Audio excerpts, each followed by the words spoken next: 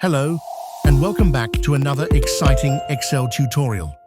In this tutorial, we are going to learn how to record a macro in Excel for routine data entry. For example, when I enter a new bill record in column C and click the Update button, the bill will update with the most recent record, as you can see here. Once you've completed the bill, click the Print button to print it. So, let's see how we can do this in Excel. Here, I have already created a simple billing format. On the left side, we have the data entry section from B1.C6. In cell C2, I will select the item name from the drop-down list. This item list is linked to the separate Excel worksheet, including the unit of measurement and the unit rate. Once I select the item name, the unit will automatically appear in cell C3, and the unit rate will automatically appear in cell C4. This is done using the VLOOKUP formula linked to the item list from the separate worksheet. I have already uploaded a separate tutorial on YouTube explaining how to use VLOOKUP, so if you want to learn that part in detail, you can watch that video as well. After the item name, unit, and rate are displayed, I will enter the quantity manually in cell C5. Once the quantity is entered, the total amount will be calculated automatically in cell C6. Now, the purpose of this tutorial is to record this routine process using a macro. Every time we enter an item, we want Excel to automatically update the bill on the right side. The bill format is shown on the right side of the sheet. The item records are entered in the table starting from row 8. In this example, the last record is currently on row 8.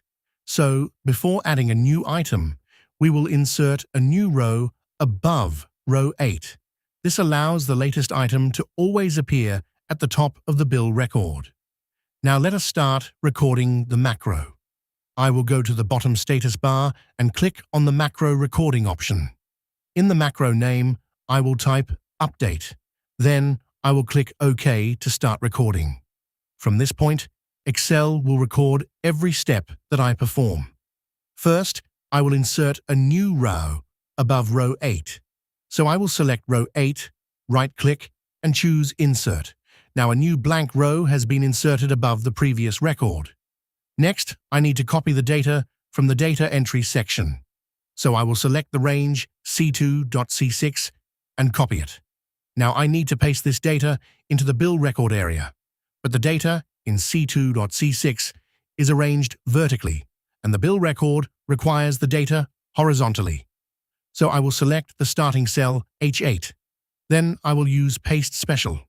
From Paste Special, I will choose Values, and also select Transpose. This will paste the copied values from C2.C6 into the new row from H8.L8. So the item name from C2 will be pasted in H8. It is important to paste only the values, because cells C3, C4, and C6 contain formulas. We do not want to paste the formulas into the bill record. We only want to paste the final displayed values. After pasting the values, I will clear the manual entry cells. Here, the item name in cell C2 was selected manually from the drop-down list. The quantity in cell C5 was also entered manually, so I will clear the contents of cells C2 and C5. I will not clear cells C3, C4, and C6 because these cells are formula-based cells. Finally, I will select cell C2 again. This makes the sheet ready for the next item entry. Now the routine data entry process has been completed.